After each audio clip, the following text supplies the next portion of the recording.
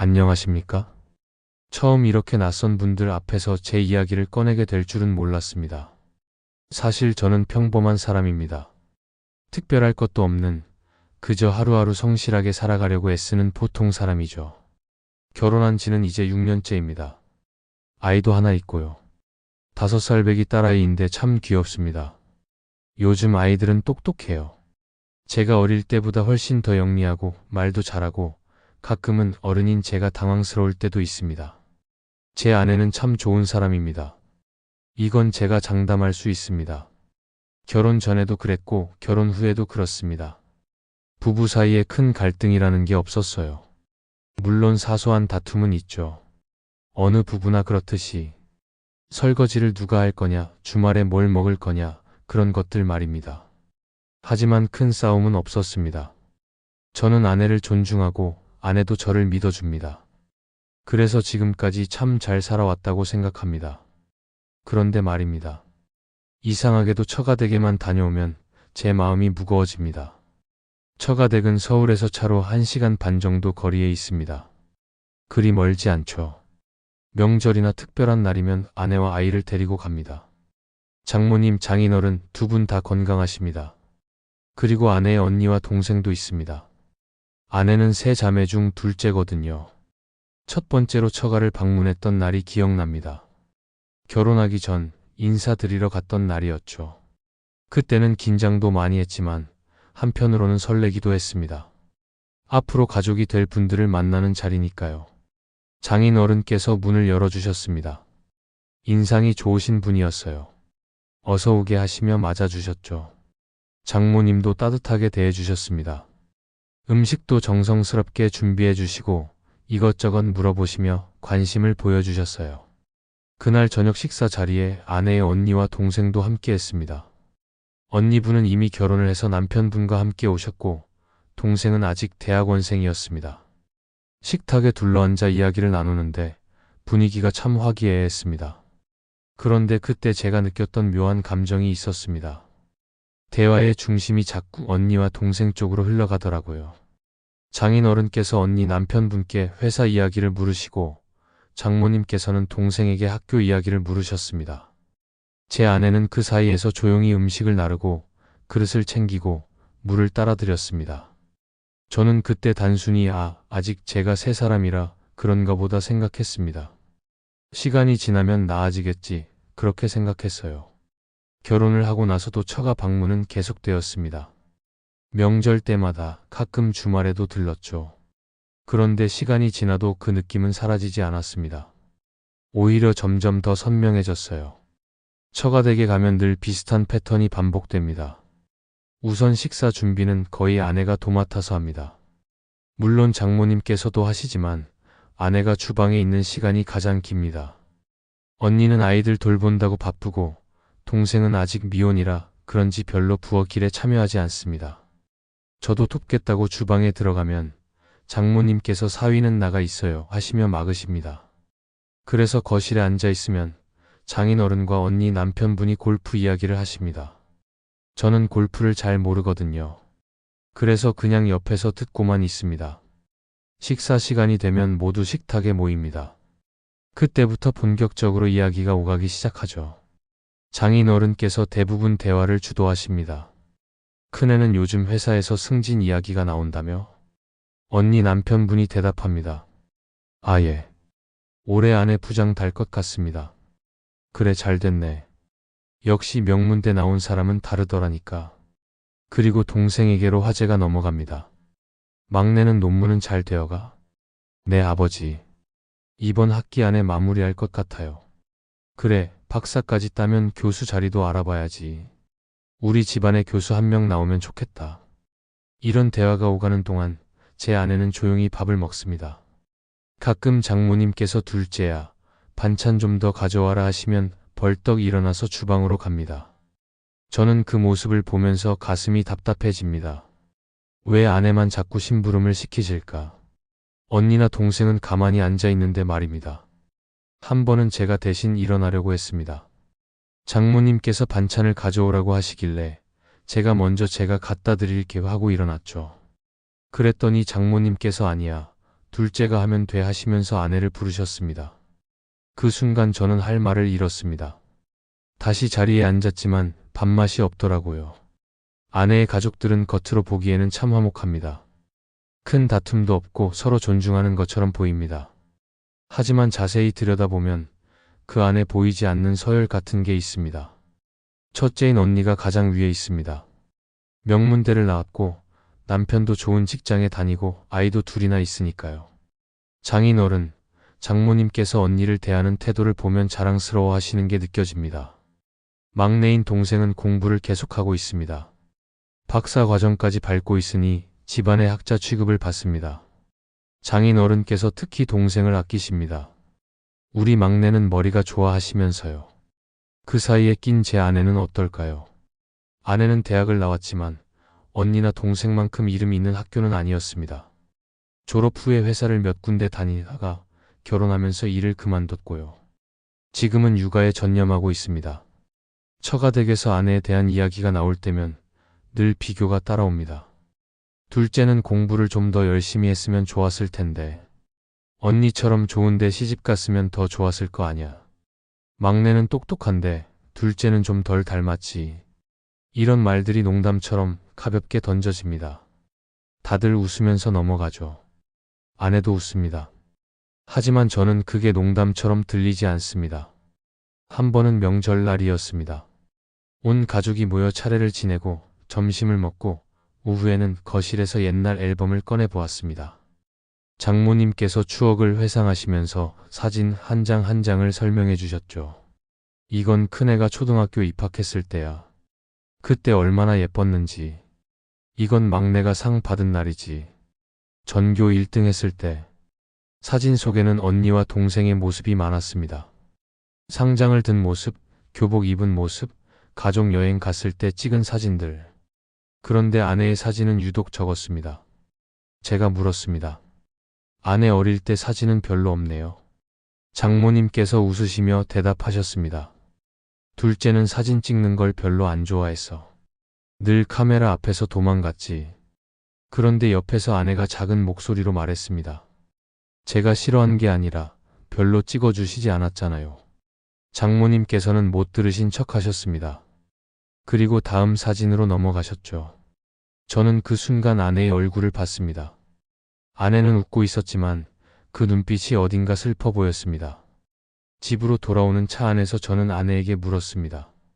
당신 괜찮아? 아내가 고개를 돌리며 물었습니다. 뭐가? 아까 앨범 볼 때 당신 사진이 별로 없었잖아. 아내가 웃으며 말했습니다. 그게 뭐 대수야. 원래 우리 집은 그래. 언니랑 동생이 워낙 잘났으니까 저는 그냥 끼어 있는 거지. 저는 할 말을 잃었습니다. 아내가 너무 담담하게 말해서 오히려 제 마음이 더 아팠습니다. 그래도 그렇지. 당신도 소중한 딸인데. 아내가 제 손을 잡았습니다. 당신이 그렇게 생각해주니까 고마워. 근데 괜히 신경 쓰지 마. 나는 익숙해. 익숙하다는 말이 마음에 걸렸습니다. 익숙해져야 하는 게 맞는 걸까요? 자기 가족한테 소외되는 게 익숙해져야 하는 게 정상일까요? 그 뒤로도 처가 방문은 계속되었습니다. 그리고 매번 비슷한 일들이 반복되었습니다. 식사 자리에서 아내만 심부름을 하고 대화에서 아내는 소외되고 칭찬은 언니와 동생에게만 돌아갑니다. 저는 점점 그 자리가 불편해졌습니다. 한 번은 제가 참지 못하고 말을 꺼냈습니다.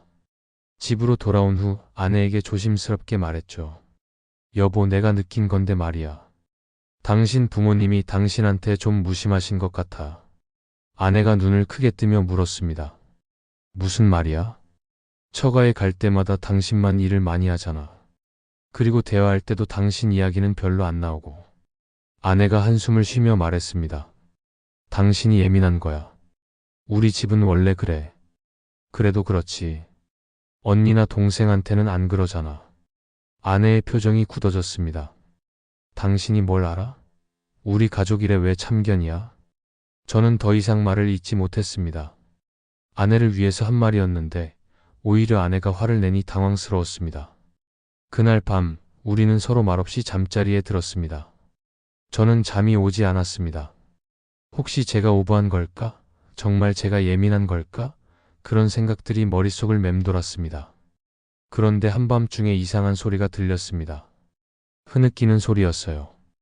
옆을 보니 아내가 이불을 뒤집어 쓰고 조용히 울고 있었습니다. 저는 아내를 껴안았습니다. 미안해. 내가 괜한 말했어. 아내가 제 품에서 한참을 울었습니다. 그러고 나서 작은 목소리로 말했습니다. 당신 말이 맞아. 나도 알아. 우리 부모님이 나한테 무심하다는 거. 근데 나는 그게 익숙해. 어릴 때부터 그랬으니까. 아내가 천천히 이야기를 꺼내기 시작했습니다. 아내는 어릴 적부터 늘 비교당하며 자랐다고 했습니다. 언니는 공부를 잘했고 동생도 똑똑했습니다. 그 사이에 낀 아내는 어정쩡했죠. 공부도 그저 그랬고 특별히 잘하는 것도 없었습니다. 부모님께서는 늘 언니와 동생을 칭찬하셨습니다. 언니처럼 해봐라, 동생을 본받아라, 그런 말들을 들으며 자랐다고 합니다. 아내는 어릴 때 그림 그리는 걸 좋아했답니다. 미술 시간이 제일 즐거웠고 커서 미술 선생님이 되고 싶었대요. 하지만 부모님께서는 그런 꿈을 지지해주지 않으셨습니다. 그림 그려서 뭐 먹고 살래? 그런 건 취미로 하는 거지.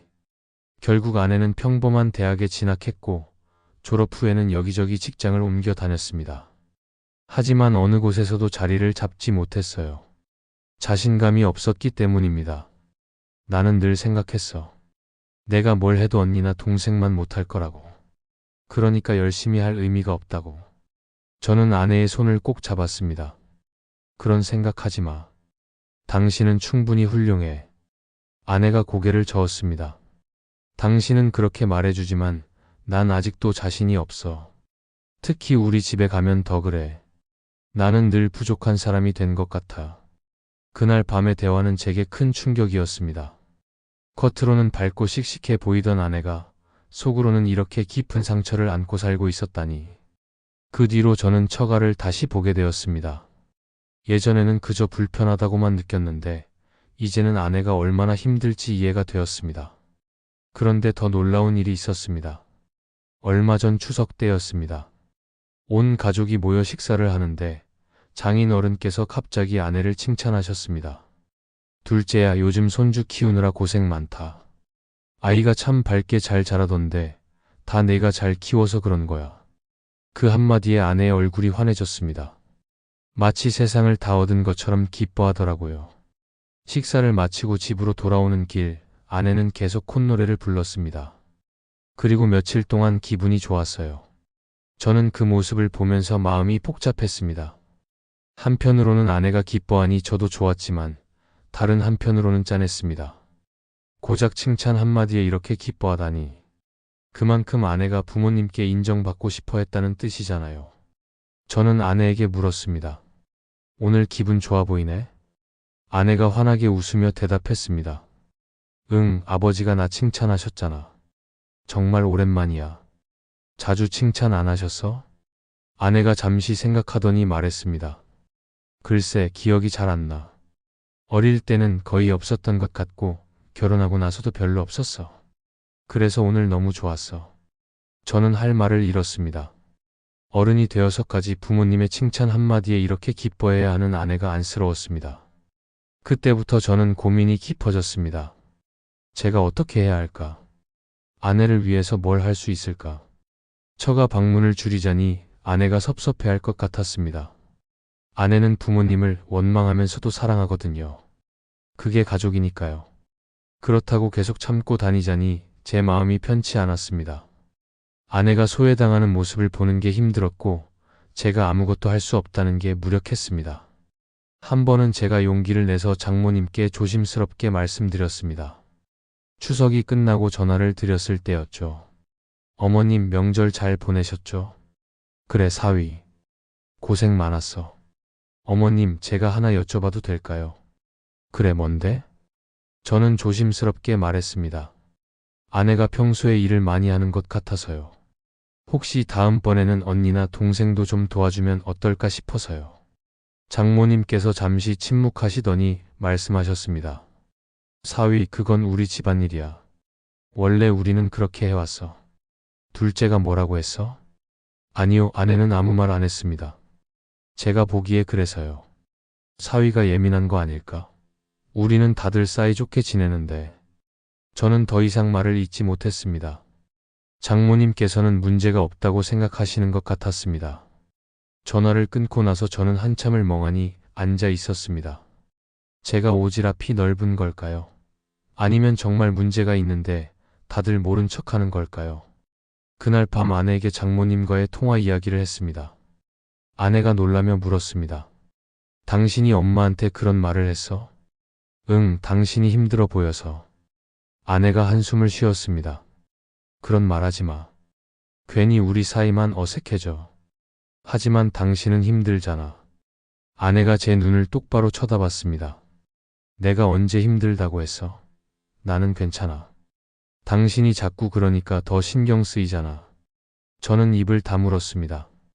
아내를 위한 일인데 아내가 원하지 않는다면 제가 뭘 할 수 있을까요? 하지만 저는 알고 있었습니다. 아내가 괜찮은 척하지만 속으로는 힘들다는 걸. 다만 아내는 그걸 인정하고 싶지 않은 거예요. 인정하면 더 아프니까요. 그 뒤로 몇 달이 지났습니다. 저희는 여전히 명절이나 기념일에 처가를 방문했습니다. 그리고 매번 비슷한 일들이 반복되었죠. 그런데 최근에 한 가지 변화가 있었습니다. 저희 딸아이가 조금씩 상황을 인식하기 시작한 겁니다. 지난번 처가 방문 때였습니다. 5살 딸아이가 식사 중에 갑자기 물었습니다. 할머니, 왜 엄마만 자꾸 일 시켜요? 순간 식탁이 조용해졌습니다. 장모님께서 당황하시며 웃으셨습니다. 아니야, 할머니가 시킨 게 아니라 엄마가 알아서 하는 거야. 딸아이가 고개를 갸웃거렸습니다. 그래도 큰 이모랑 작은 이모는 안 하잖아요. 언니와 동생이 어색하게 웃었습니다. 아내가 얼른 딸아이를 달랬습니다. 다음에 이모들이 할 거야. 엄마가 먼저 하는 거지. 하지만 딸아이는 납득하지 못한 표정이었습니다. 집으로 돌아온 후 딸아이가 제게 물었습니다. 아빠, 엄마는 왜 할머니 집에 가면 일만 해요? 저는 뭐라고 대답해야 할지 몰랐습니다. 아이에게 어떻게 설명해야 할까요? 세상에는 때로 불공평한 일들이 있다고? 가족 안에서도 차별이 있다고? 저는 딸아이를 안아주며 말했습니다. 엄마는 착해서 그래. 할머니를 도와드리고 싶은 거야. 딸아이가 고개를 끄덕였지만 여전히 의문스러운 표정이었습니다. 그날 밤 아내에게 말했습니다. 아이가 이제 알아차리기 시작하네. 아내가 한숨을 쉬었습니다. 그러게. 아이한테는 보이지 않았으면 좋겠는데. 왜? 아이가 알면 안 돼? 아내가 조용히 말했습니다. 우리 딸은 나처럼 잘하지 않았으면 좋겠어. 늘 비교당하고 소외되는 느낌 받으면서 말이야. 저는 아내의 그 말을 듣고 가슴이 먹먹해졌습니다. 아내는 자신의 상처를 알고 있었습니다. 그리고 그 상처가 딸에게 이어지는 걸 원하지 않았어요. 저는 아내의 손을 잡았습니다. 그럼 우리가 뭔가 바꿔야 하지 않을까? 아내가 고개를 저었습니다. 뭘 어떻게 바꿔? 이미 다 굳어진 관계인데. 그래도 시도는 해봐야지. 아내가 쓸쓸하게 웃었습니다. 당신은 낙천적이야. 나는 포기한 지 오래야. 그 말이 제 마음을 더 아프게 했습니다. 포기라니. 자기 가족에게 인정받는 걸 포기했다니. 얼마 전 일입니다. 제 친구들과 술자리가 있었어요. 오랜만에 만난 친구들과 이런저런 이야기를 나누다가 자연스럽게 가족 이야기가 나왔습니다. 친구 하나가 물었습니다. 너는 장인 장모님이랑 사이 어때? 저는 잠시 망설이다가 솔직하게 말했습니다. 글쎄, 나쁘진 않은데 좀 복잡해. 복잡하긴 뭐가 복잡해? 명절 때나 보는 거지. 저는 제가 느낀 것들을 친구들에게 털어놓았습니다. 처가에서 아내가 받는 대우, 언니와 동생과의 비교, 끊임없는 소외감에 대해서요. 친구들은 진지하게 들어주었습니다. 그리고 한 친구가 말했습니다. 그건 좀 심한 거 아냐? 자식을 차별하는 건 옳지 않지. 다른 친구가 거들었습니다. 근데 형님, 형수님은 뭐래? 괜찮대? 응, 아내는 괜찮다고 해. 익숙하대. 친구가 고개를 저었습니다. 익숙하다는 게 정상이 아니잖아. 그건 체념한 거지. 그 말이 맞았습니다. 아내는 체념했어요. 더 이상 기대하지 않기로 마음먹은 겁니다. 그래야 덜 아프니까요. 그럼 형님은 어떻게 할 거야? 계속 그냥 지켜만 볼 거야? 저는 대답하지 못했습니다. 사실 저도 답을 모르겠거든요. 또 다른 친구가 조언했습니다. 내 생각엔 형수님이 스스로 깨달아야 할 것 같아. 형님이 아무리 말해도 본인이 변하고 싶지 않으면 소용없어. 맞는 말이었습니다. 아내가 스스로 변화를 원해야 뭔가 달라질 수 있을 겁니다. 하지만 아내는 지금 그럴 준비가 안 된 것 같았어요. 술자리를 마치고 집으로 돌아오는 길, 저는 많은 생각을 했습니다. 제가 아내를 사랑하는 건 확실합니다. 그리고 아내도 저를 사랑하죠. 우리 부부는 행복합니다. 하지만 처가와의 관계는 우리 사이에 작은 그림자를 들이우고 있었습니다. 아내는 그걸 무시하려 하지만 저는 무시할 수가 없었어요. 집에 도착했을 때 아내는 이미 잠들어 있었습니다. 저는 조용히 침실로 들어가 아내의 잠든 얼굴을 바라봤습니다. 편안하게 자고 있는 아내를 보니 문득 이런 생각이 들었습니다. 제가 너무 오지랖이 넓은 걸까? 아내가 괜찮다는데 제가 자꾸 문제 삼는 게 오히려 아내를 힘들게 하는 건 아닐까? 하지만 동시에 이런 생각도 들었습니다. 사랑하는 사람이 부당한 대우를 받는데 그걸 보고만 있는 게 맞을까? 비록 아내가 익숙하다고 해도 그게 정당화될 수 있을까? 며칠 후 우연한 기회가 있었습니다. 아내의 대학 동창 모임이 있었는데 저도 배우자 자격으로 함께 갔습니다. 식사 자리에서 아내의 친구들과 이야기를 나누다가 한 친구가 아내에게 물었습니다. 너는 결혼 생활 어때? 행복해? 아내가 환하게 웃으며 대답했습니다. 응, 남편이 잘해줘서 행복해. 친구들이 부러워하며 말했습니다. 좋겠다. 요즘 그런 남편 드물어. 또 다른 친구가 물었습니다. 시댁이랑 친정은 어때? 명절 때 힘들지 않아? 아내가 잠시 표정이 굳어지더니 대답했습니다.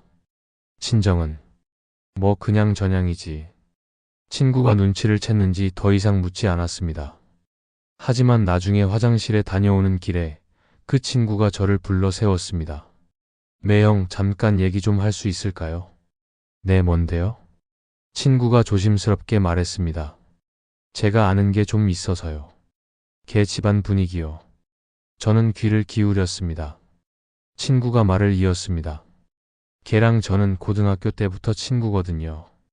그때부터 봤어요. 걔가 집에서 어떤 대우를 받는지. 언니랑 동생은 항상 칭찬받는데 걔는 늘 뭔가 부족한 애 취급당했어요. 그랬군요. 한 번은 걔가 미술대회에서 상을 받았어요. 꽤 큰 상이었거든요. 근데 부모님이 별 관심 없으셨대요. 그냥 그래 잘했네 하고 끝이었대요. 반면에 동생이 시험에서 1등 했을 때는 온 가족이 외식을 나갔다고 하더라고요. 저는 가슴이 답답해졌습니다. 친구가 계속 말했습니다. 걔는 겉으로는 밝게 사는 것처럼 보이지만 속으로는 자존감이 많이 낮아요. 늘 자기가 부족하다고 생각하죠. 그래서 제가 걱정이에요. 매형이 잘 돌봐주세요. 네, 그럴게요. 말씀해 주셔서 고맙습니다. 친구와 헤어지고 자리로 돌아왔을 때 아내는 다른 친구들과 즐겁게 이야기하고 있었습니다. 웃는 얼굴을 보니 제 마음이 더 복잡해졌습니다. 집으로 돌아오는 차 안에서 저는 아내에게 물었습니다.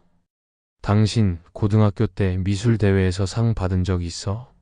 아내가 놀라며 물었습니다. 어떻게 알았어? 아까 친구가 말해줬어. 아내가 잠시 침묵하더니 말했습니다. 아, 그때. 그거 별거 아니었어.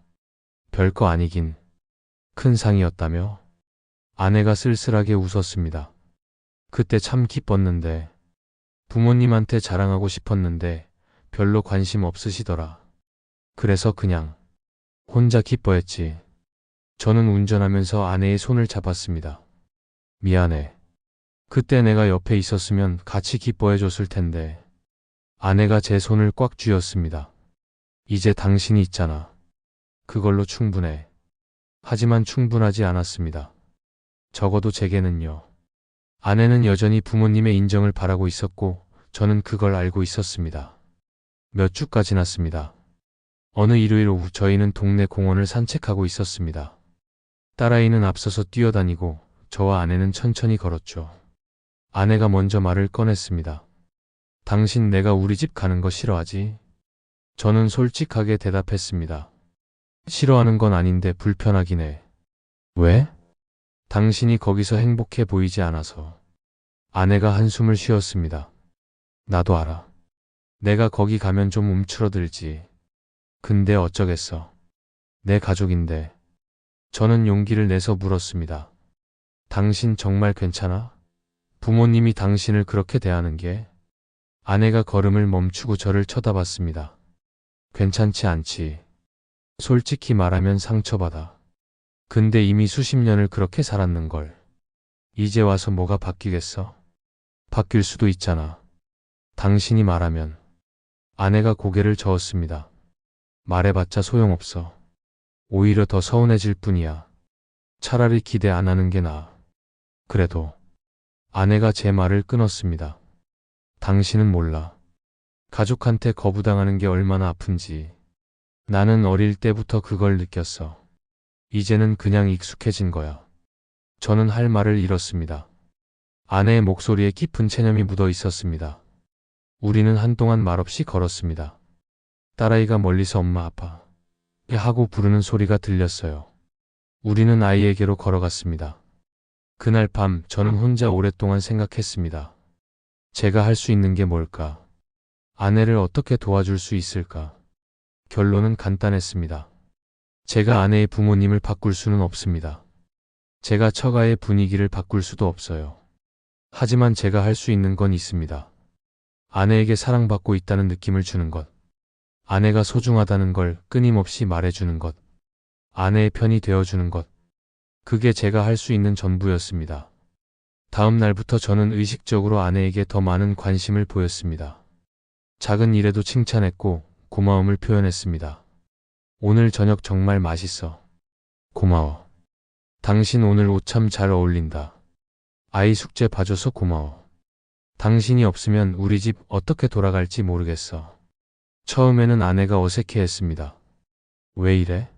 무슨 일 있어? 아니 그냥 고마워서. 시간이 지나면서 아내의 표정이 조금씩 밝아졌습니다. 웃는 횟수가 늘어나고 말수도 많아졌어요. 어느 날 밤 아내가 제게 물었습니다. 당신 요즘 왜 이렇게 잘해줘?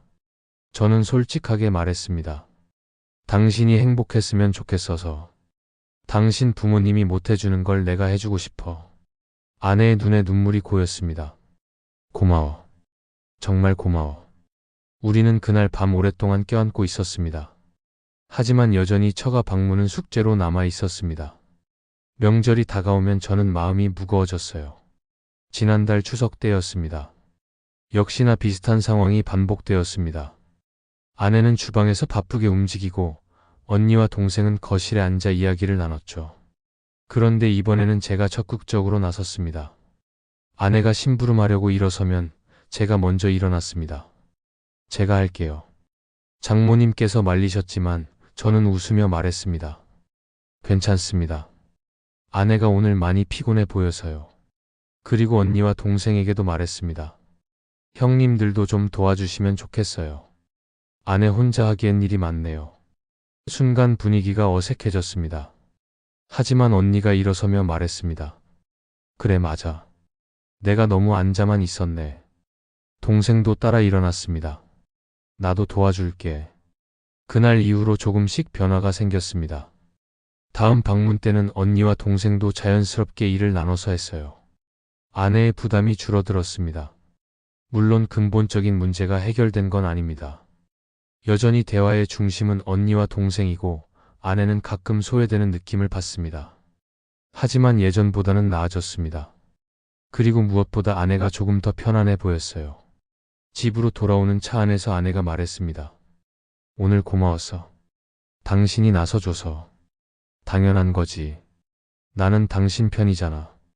아내가 제 손을 잡았습니다. 나 참 운이 좋은 사람이야. 당신을 만나서. 저도 웃으며 대답했습니다. 나도 마찬가지야. 그날 밤 저는 문득 깨달았습니다. 제가 세상을 바꿀 수는 없지만 아내의 세상은 바꿀 수 있다는 걸. 아내가 가족에게 받지 못한 사랑을 제가 줄 수 있다는 걸. 물론 여전히 어려운 순간들이 있습니다. 처가에 갈 때마다 제 마음은 무겁고 아내가 상처받는 모습을 보면 화가 납니다. 하지만 저는 이제 알았습니다.